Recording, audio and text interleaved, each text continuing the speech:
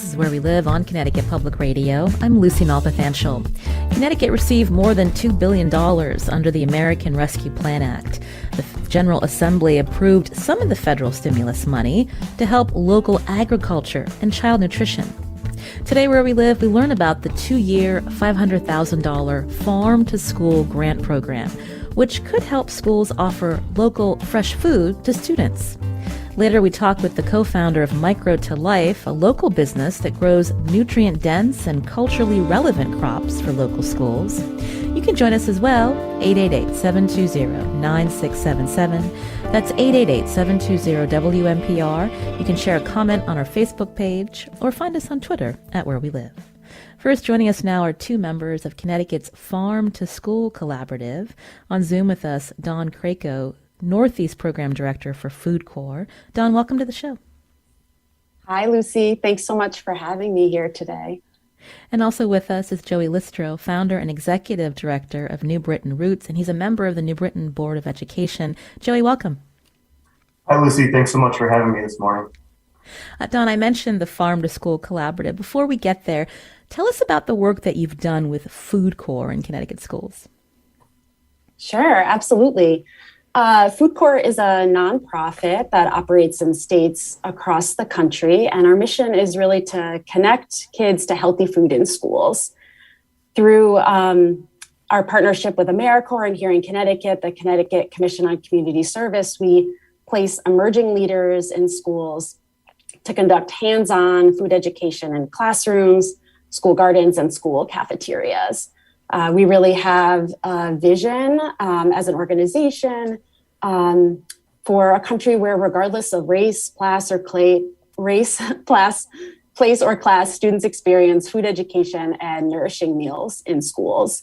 So this looks like everything from teaching a kindergarten class how a seed sprouts from their own bean, learning what it needs to survive and track its growth over time, to trying new foods through a taste test in the cafeteria, where they can say whether they loved it, liked it, or just take pride in the fact that they tried it. Our members also tend to school gardens, lead family engagement nights like cooking classes, and start compost systems, and really contribute to making the cafeteria a warm and welcoming place. And in Connecticut, we have 20 FoodCorps AmeriCorps service members that serve about 35 schools throughout 10 districts and communities, and throughout the country, about 200 members. I was curious, Don, that was my next question is, when we think about this work, is it statewide? But it sounds like there's pockets where this work is being done. Yeah, there's absolutely pockets. A lot of it is, and that's just our organization. I know I have the pleasure of being on the line here today with a lot of other organizations that bring a lot to this farm to school work. And as one organization, there's only so many resources to go around and so many FoodCorps AmeriCorps service members. And that's actually where the Connecticut Farm to School Collaborative comes in. So we know through our work and the research we've done on our intervention that students who receive that hands-on learning in the classroom actually consume 3 to 4 times the number of fruits and vegetables in the cafeteria. And we have school partners that have really embraced what it looks like to create a school community that embraces food, food cultures, sources locally, sees the power of food when it comes to academics, social emotional learning, behavior, and are really kind of proof points for what it can look like. So the collaborative is really a place where we can come together with other organizations and dream up, how does this become sustainable? What other resources can we bring together? What policies can we put in place to make sure this is an experience that all students in Connecticut have? Joey, I mentioned you're also a member of the Farm to School Collaborative and a member of the New Britain Board of Ed. And so traditionally, when we think about food in schools, where does it come from, and how is New Britain changing that within its community? Yeah, we are working really hard on our wellness committee to talk about school meals. One thing we did over the past year is survey parents as well as students throughout the New Britain community about what it is they like about school meals. What are they eating? What are they not eating? so we could provide better options for them. We have a growing Muslim population here in New Britain, and one thing we heard from the community was it would be great if there could be a halal menu. So as of September of this year, we are now introducing halal food to serve students who choose to eat that for meals. So that's one of the what Dawn mentioned about cultural foods in the schools. That's one way we're addressing that. We're also we have a very large Puerto Rican population, and we're serving more Hispanic food. But it's been a very challenging process, especially through the pandemic, because options are limited. And as we've been hearing throughout the state and across the country, there's a lot of challenges with the food supply chain. So we are working really hard to make sure we can get a lot of options out to our students, fresh food, but it is a challenging process, especially here in New Britain, where we have one large central kitchen to feed 10,000 students per day. And they're also receiving 3 meals a day. We serve breakfast, lunch, and dinner here. Dawn, so when we think about where the food traditionally is coming from, where they don't have the kind of partnerships that New Britain has with Joey's organization, and thinking about local food producers. And so can you talk through what you traditionally see in a school cafeteria and how this grant may help change that, looking at infrastructure and other factors? Yeah, absolutely. So the grants program that we're talking about today is called the Connecticut Grown for Connecticut Kids grant program. It's titled after a campaign that has been led for years by the Connecticut Department of Agriculture and the Connecticut Department of Education to really celebrate for at least 1 week in October and throughout the month, really farm to school programming and the local farms and growers that really do source to schools. And the start of this program, or the idea, really generated from conversations within the Connecticut Farm to School Collaborative that's representative of a lot of folks that are on the line here today, state agencies, nonprofits, individuals, nonprofits that identified lack of resources for this work. The meal reimbursements that schools receive for the federal nutrition programs and school meals don't always allow for them to serve the types of foods that they want to and really integrate more local foods. Oftentimes, there is a lack of equipment to prepare and cook, or even staff training and skills in processing things like produce. Many schools are still heat and serve spaces, which really brings a lot of limitations. So they might have a oven, but not a stove or equipment to help process and cook fresh vegetables, like a steamer. This grant program was dreamt up by the collaborative as a way for school districts, nonprofits, early childhood centers to really tap into funds to support their very specific community needs, knowing that we're all kind of entering farm to school in different spaces. You might have a school garden, but want to get teachers feeling more comfortable using it. And that could be an avenue. You might also need a very important piece of equipment that can also be, this can be a grants program that you can tap into to resource those specific needs. So there's a lot we built it in partnership with everyone with the collaborative and the Department of Agriculture and Education to really be accessible and meet applicants' needs that are really based on what the community, their specific school community says that they want to see as far as their farm to school investments.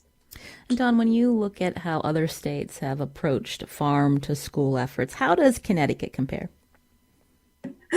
My favorite question. I like to say that we have a lot of local organizations and schools that are really passionate about this and see the potential of integrating farm to school. At a state level, as far as resources go, we're kind of babies at this. So the idea of a grants program is really modeled off of following in the footsteps of a lot of other states that have started that way. Like, at the very least, we should be starting to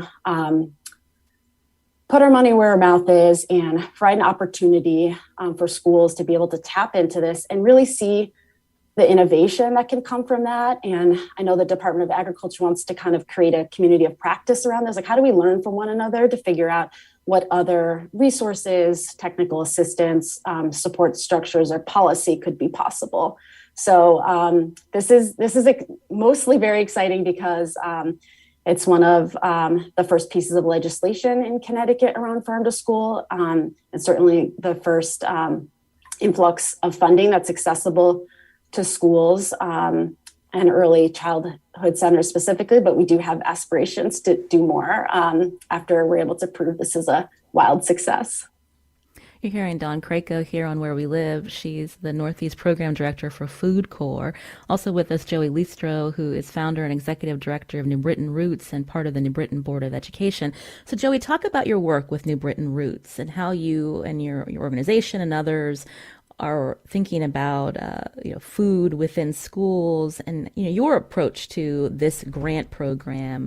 Dawn mentioned infrastructure, but there's other avenues that schools could use this money for. Can you talk about that?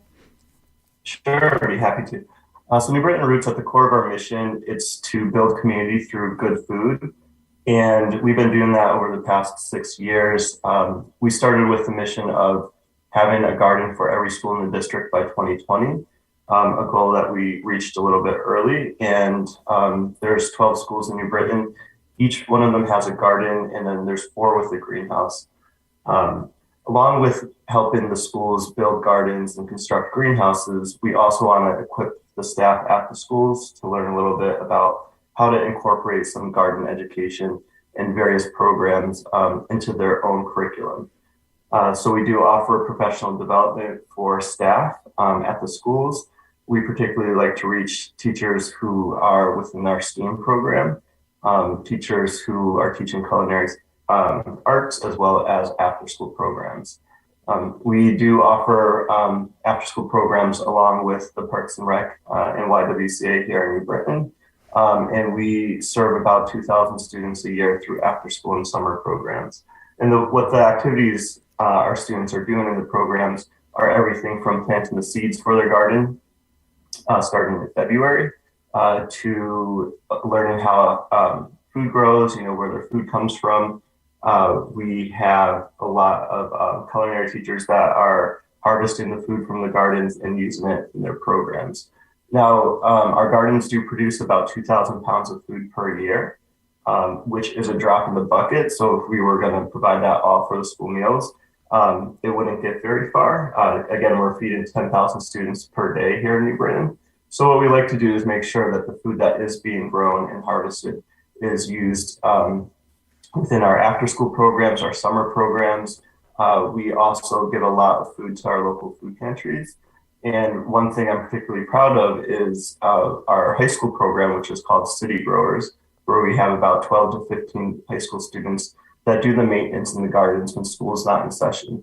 We find that one of our biggest challenges for schools to grow gardens here in Connecticut is who's there to maintain them when school's not in session. So during summer break or spring vacation, that issue is resolved through our City Growers program, where the students are doing all the maintenance upkeep when we don't have classes that are utilizing the garden. So that way, when students get back to school in September, they have a beautiful space that they could work and learn in. And one other thing I'll mention too, which goes along with farm to school and the work we're doing, is we run a mobile farmers market in the city, which addresses our food access concerns.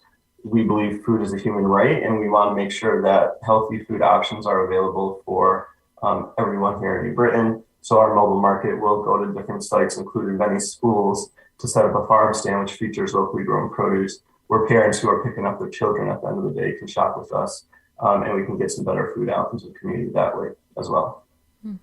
So, Dawn, we've heard that this grant could be used for infrastructure, for experiential learning, and farm-to-school planning. But also, can you talk about how schools may apply for this, thinking about how to change up their purchasing program so that they're connected to local food producers?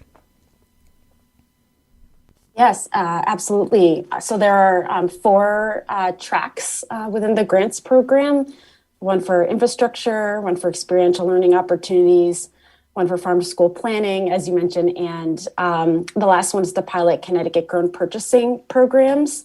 So this, as I mentioned before, there isn't enough federal reimbursement per meal that goes to child nutrition programs to be able to do all they want to do to serve nutritious, high quality meals to their students. Sometimes they have to get really creative with that, like $3.50 to $4 that's supposed to really support labor, food costs, any additional administrative costs. There's a whole lot that goes into that very small amount. And it can be sometimes risky to start a partnership outside of your regular distribution and sourcing channels.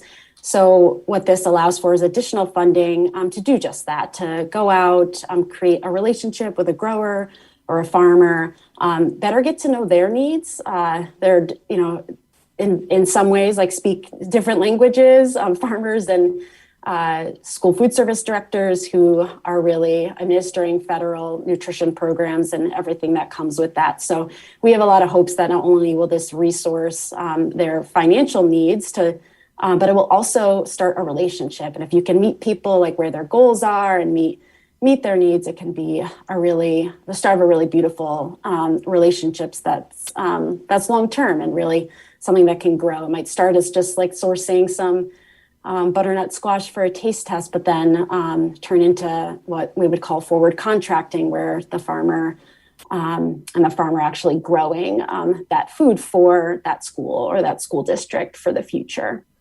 So we're really excited about that and hope that school districts really take advantage and growers and farmers see the opportunity in that as well for their own goals. Now, for people that are interested in this grant, they can submit to the State Department of Agriculture through December 20th. And again, Dawn, this is a recovery money, and this is a 2-year grant program. So I guess the question is how to sustain these efforts once some schools get involved.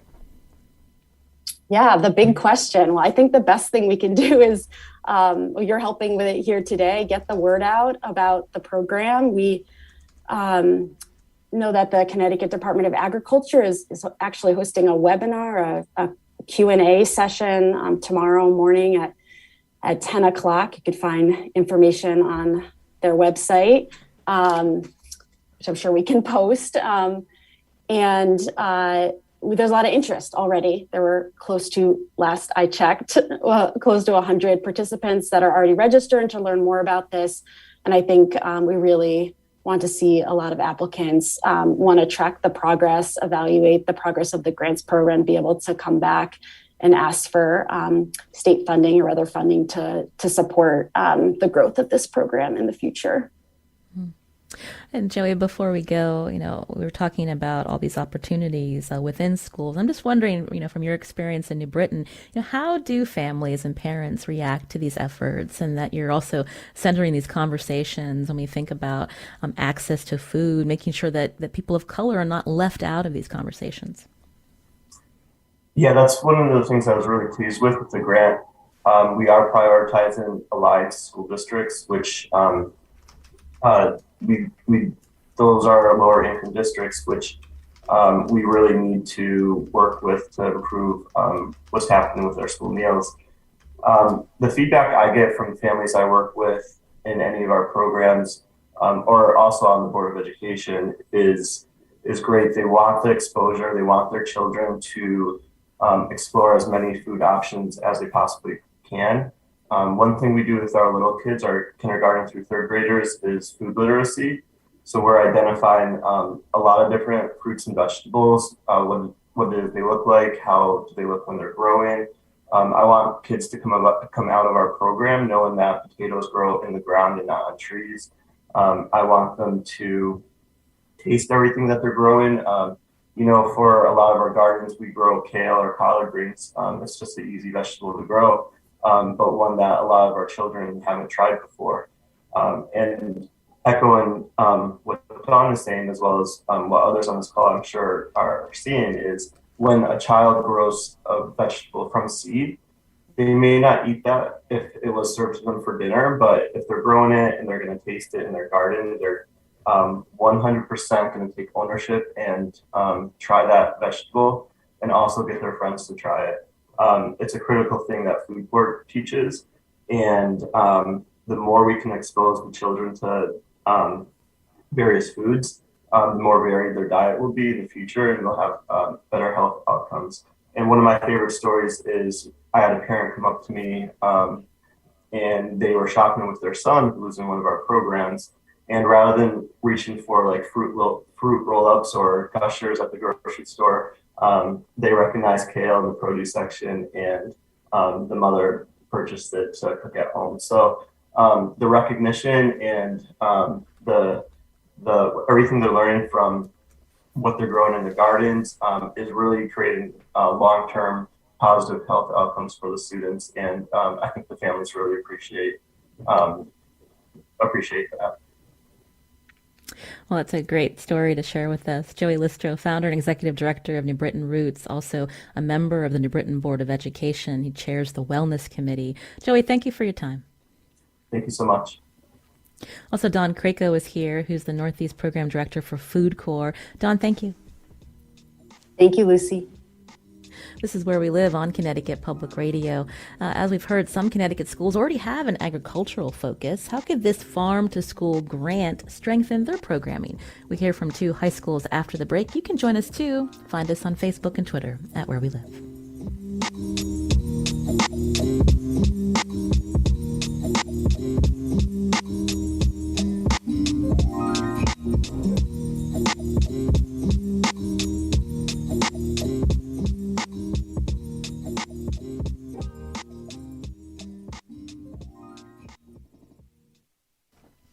This is Where We Live on Connecticut Public Radio. I'm Lucy Nalpathanchel. We're talking about a farm-to-school grant program to help local communities address food security and nutrition.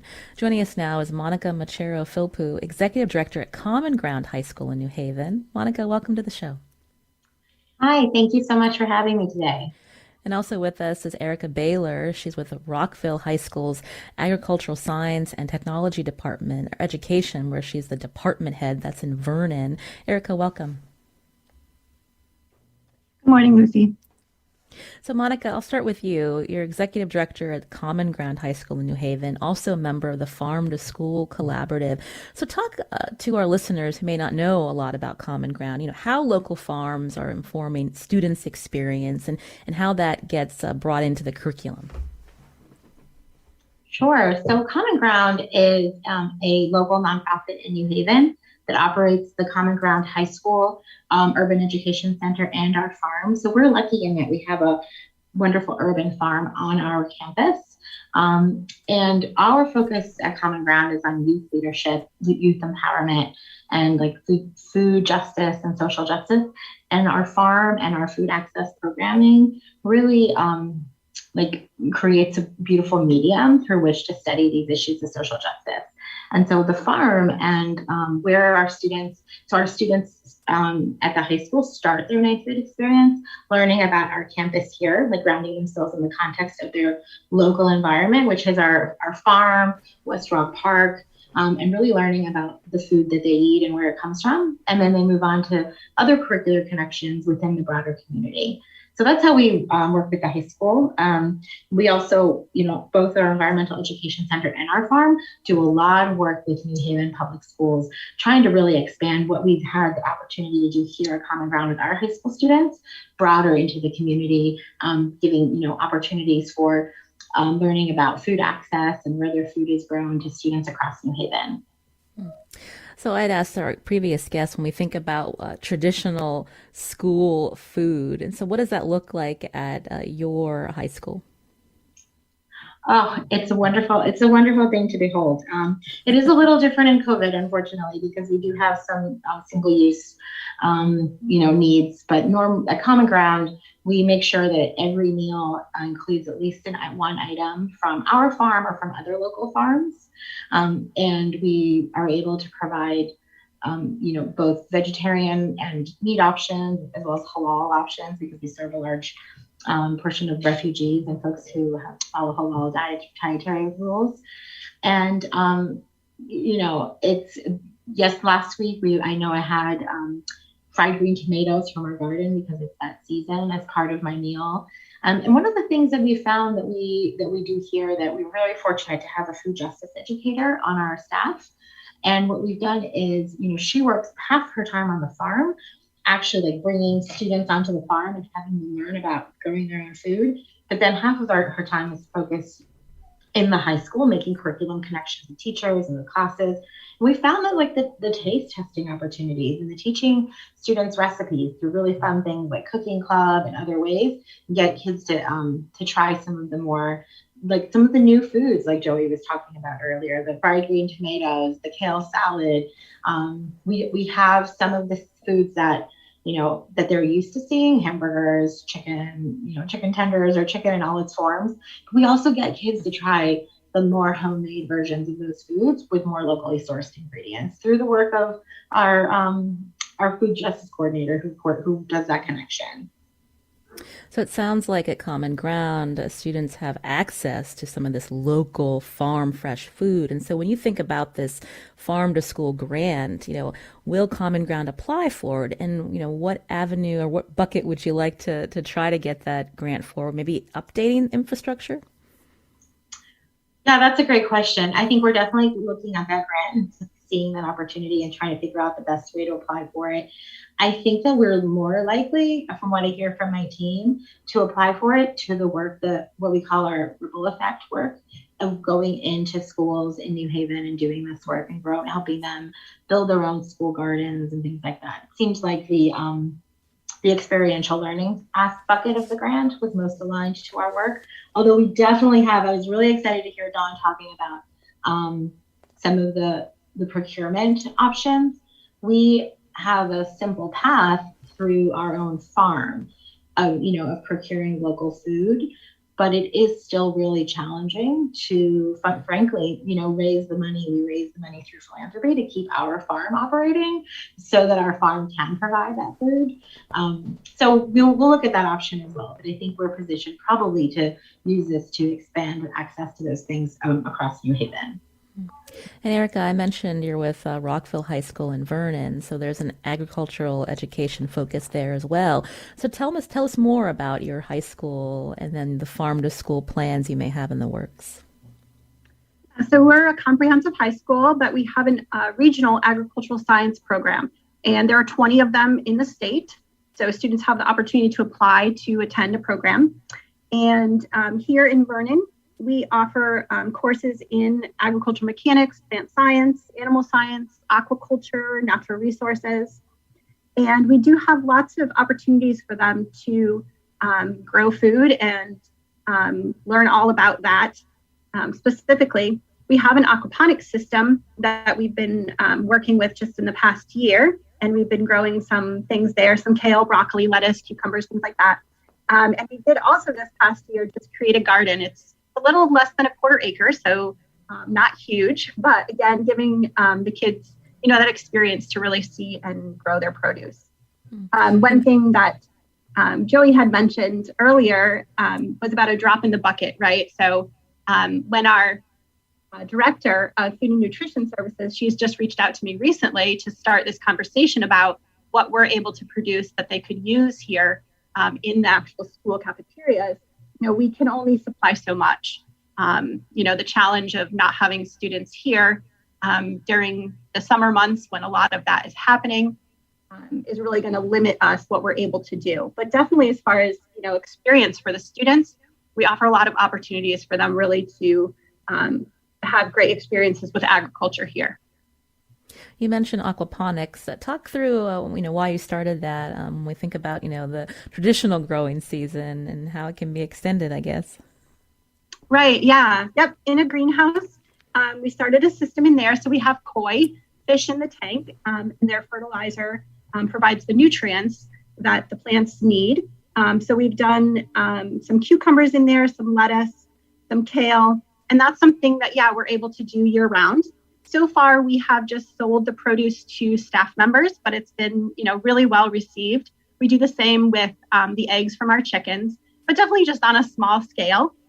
So, when we're talking about giving the kids different experiences for our students, we don't want to do anything on such a big scale that it becomes like real chores for them. We want them to really experience all different types of growing. So even within our aquaponics system, we have different types of systems. We have 3 different systems like incorporated into it. Again, just for them to see what's possible, so that they can have those experiences to apply to their future.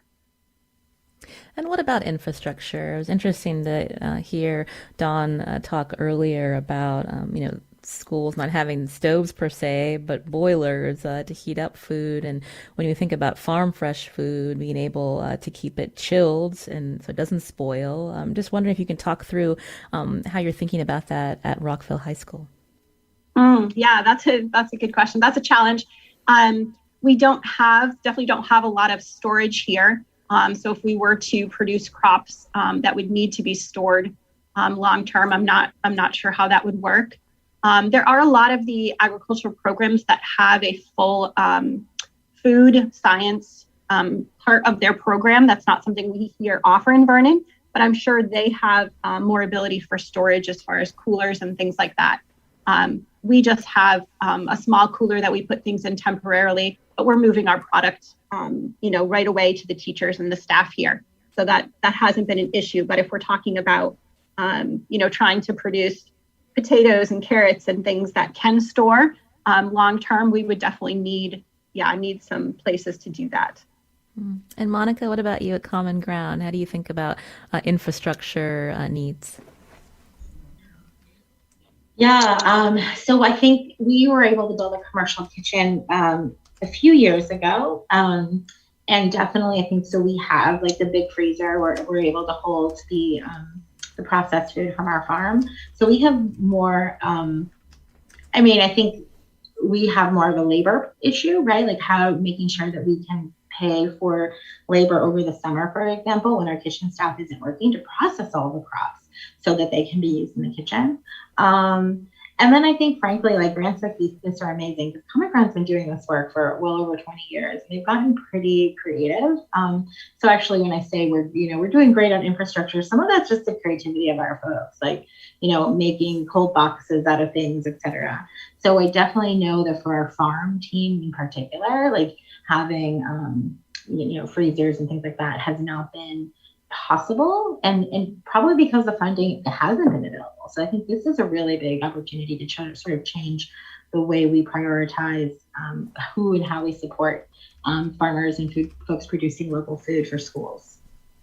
You've been hearing Monica Maccera-Filppu, Executive Director at Common Ground High School in New Haven. Monica, thanks for telling us about your perspective from Common Ground. You're welcome. Thank you for having me. And Erika Bahler was here. She's the department head in the Agricultural Science and Technology Department at Rockville High School in Vernon. Erika, thank you. Thank you. This is Where We Live on Connecticut Public Radio. Coming up, we talk to a local food producer who's already connected to schools, including a program she attended as a child. You can join us as well. Find us on Facebook and Twitter at Where We Live.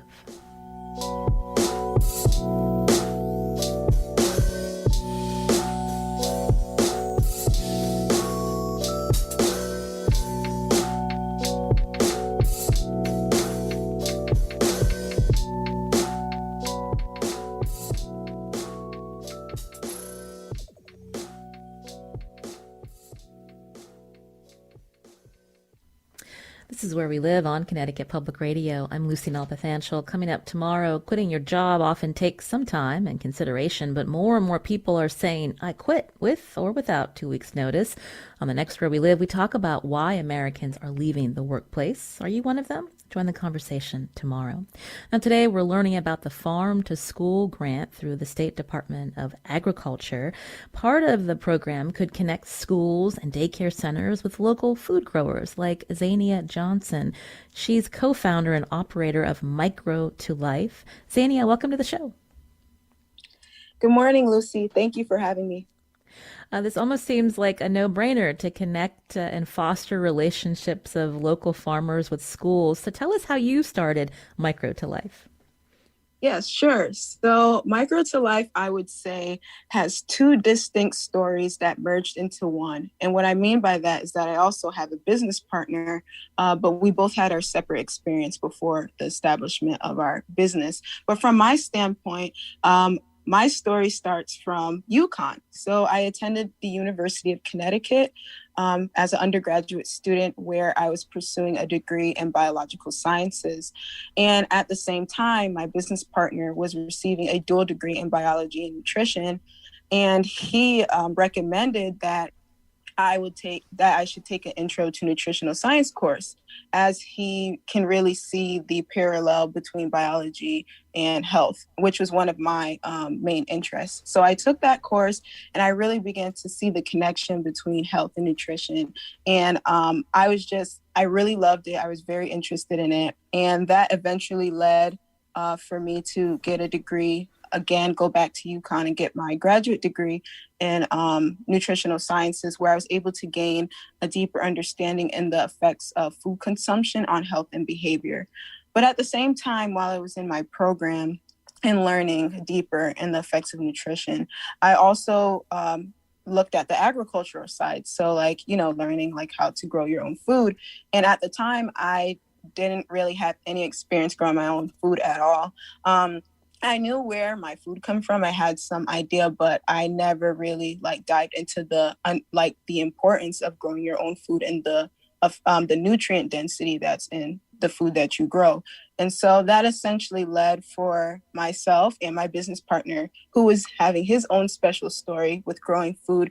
We came together and we decided that we wanted to form Micro to Life, more specifically because we both are in communities where we would deem called food insecure, and we really wanted to get nutrient dense foods out to members in our community. So we started first with microgreens, and we were growing that indoors because we looked at the research and it showed that microgreens contains 4 times as much nutrients compared to the average mature vegetable.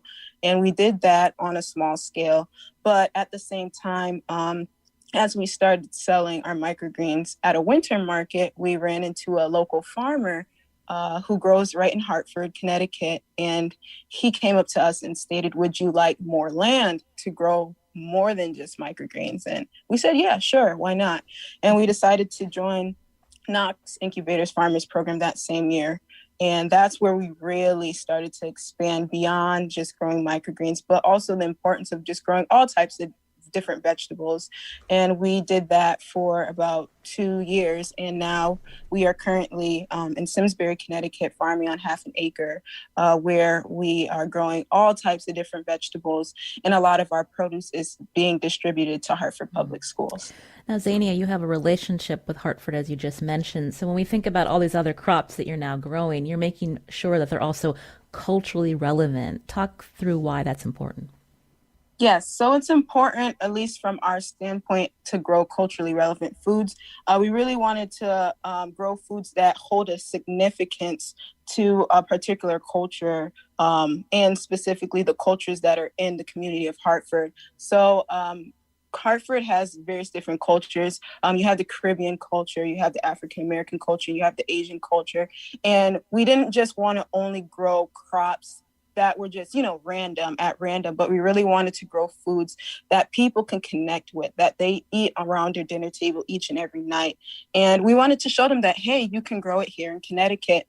And through that opportunity, we have grown bok choy, we've grown collard greens, we have grown Jamaican pumpkin, also known as calabaza pumpkin. And just to see the smiles, and callaloo as well, just to see the smiles on their faces when we're at markets, even in the schools too, seeing students who are familiar with it because they have it at the dinner table makes it worthwhile. And it's very rewarding to know that, someone here in the community is growing foods that are key staple items in their culture. I'd mentioned that you're also connected with a preschool program that you once attended. What does that mean for you? Oh, yes. So I didn't mention, but I was a FoodCorps alum. So I am a FoodCorps alum. I served in Hartford year 2018 to 2019. And I ended up getting matched at my old preschool, Noah Webster Micro Society Magnet School. It was just full circle because I didn't know that Noah Webster was a part of this the FoodCorps program. And just to go back there, it just brought back flashbacks. Like, I was once a student here, and to come back and to teach the importance of agriculture and nutrition education to the students was really it was really rewarding, and it was really a blessing, and I loved it.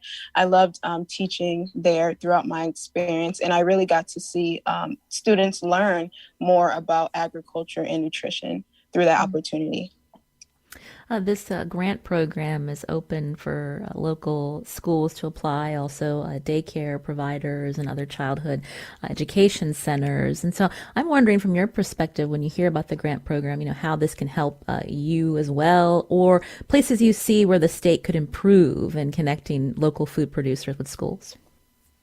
Yes. So as far as from the standpoint as a local producer, I can really see this program helping our business because it would allow us to get more connected with different school districts that need locally grown produce that they may not have as much on their lunch menu currently. Of course, we've built a strong partnership with Hartford Public Schools, which we are definitely going to keep at it and giving them locally grown produce. But it will also be nice to have different districts have some of our culturally relevant foods and our produce on their lunch line, as well as even like preschools, right? And like having them have that opportunity to start from an early age on supplying their students with produce that are nutrient dense, that will indeed have a positive impact on the function within their bodies.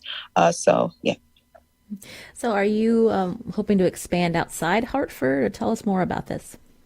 Yes, so we are hoping to expand outside of Hartford. We hope to be able to provide different districts with locally grown produce, but also something that I didn't mention is that our business has a strong educational piece. So we focus highly on agriculture education, but also nutrition education, with both of us having backgrounds in nutritional sciences. So we really want students to have that connection with learning where their food come from, what their growers look like, because that was an issue that I saw when I was a FoodCorps service member, that a lot of students didn't know what their local growers look like, or even know that there were people growing right in their community. So addressing that situation, bringing it to the schools, but also connecting students as the why it is important to eat healthy. I feel like a lot of students know, okay, I should eat my fruits, I should eat my vegetables, but what is the why behind it? And so that's what we are doing as a business, is to really bring out that why. Why should you eat an apple? Because it has this effect on your digestive system,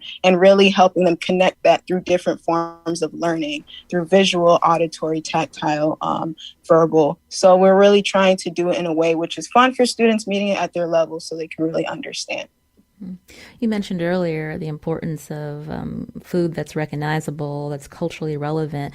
What about some produce that children may not have tried before or have experienced? Like, how do you work that into the programming that you're doing, if at all? Yes. Oh, that's a good question that you brought up. As of recently, this summer, we were in a summer program, and we introduced kale to certain students. Some knew what kale were, others didn't. And so what we do to allow students to get more acquainted to something they're unfamiliar with is we would bring up, like we'll mention kale, what it is, and we'll show visuals and pictures, how it grows, that it comes in different colors, shapes, sizes, but also we try to apply that vegetable in a way where it can be in a recipe that students would probably least likely would have placed the kale with. For example, this summer we created what's called a mighty green ice cream. So we used red Russian kale, which is one of the kales that we currently grow in our field. And we paralleled it with something that kids love to eat, ice cream. But we made it in a way that was healthy. We added different fruits. We showed them the process. And in the end, I had students who were hesitant in trying it in the beginning. But then in the end, they were like, Miss J, I want more. I want more. And I remember overhearing a middle school student who was in sports, which during the middle school class, I really tried to highlight like sports, like people who are in sports, because I try to meet them at their levels. And I overheard him say to a friend, like, yeah, I'm going to eat my kale so I can beat you in football, or, you know, so I can be the best athlete I can be. And that's the point of everything that we're doing, is really to meet students where they are and teach them in a way that it's cool to eat your vegetables. There's nothing wrong with it. But I can show you a way that you might have least thought you can eat a kale, but now you can make it in this recipe, and you know, it's really tasty. It's really good for you, and you will really enjoy it. And with the hopes that they will definitely try it again. I love that story. So that really hones in on what you're doing, looking at basic nutrition and helping children understand that certain food will make them stronger. Oh, yes. When we think about some of the other schools that we heard from that have an agricultural focus, and how they can use the Farm to School grant program to help them, maybe more specific to STEM careers, but again, with the work that you're doing, just helping children understand where their food comes from can help them with some of the decisions that they make, and also opportunities to learn how to grow the food. That's correct. And also, one thing I didn't mention that I think a group mentioned about aquaponics. And so as a business, we're also dived into hydroponics. So we did a lot of lessons where we compared traditional farming to hydroponics. And a lot of students at that time didn't know what hydroponics was. And just to show them that there's an alternative way that you can grow your own food. And we set up hydroponics system at a middle school, and and the kids loved it. They learned about it. And I really saw that they were starting to take pride in the growing process of utilizing the hydroponic system. And in the end, we ended up making, with the same vegetables that was grown in that system, we made a smoothie with it. And the students gave it a 5-star, and they loved it. And they did come back and tell me that they would try it again. Well, that's a good story to have, Zania. You know, I mean, we talked a little bit about your childhood and the school that you got connected with, that you went to preschool. Any other stories from your childhood that made you really think more about where food comes from, that has really informed the work you're doing today? Yes. So I love food, and I've grown up in a family that, so I am half Caribbean, so my mom is Jamaican, and I've grown up in a family where food is like a key staple food item. But what was interesting to me as I reflect back, I always thought callaloo came from like a can, which is a vegetable that is a key staple item in the Caribbean culture. But when I started to grow it, what was interesting is I didn't know what it looked like. And one of the farmers from our program, I thought it was a weed, so I was just throwing it out. And he was like, no, this is what callaloo looks like. So just paralleling back to think about in my childhood, looking at callaloo, thinking it comes from a can, but then really understanding it now from my adult perspective, no, this is what callaloo really looks like. And it's not a weed, but it's actually food that people do, have in their, they put it, the food that people use in their it's just food that people use. So. Well, Zania Johnson, it's a pleasure to learn about the very important work you're doing, co-founder and operator of Micro to Life. Thanks for coming on the show. Thank you, Lucy. Today's show is produced by Katie Pellico. Our technical producer is Kat Pastor. You can listen to Where We Live anytime on your favorite podcast app. Thanks for listening.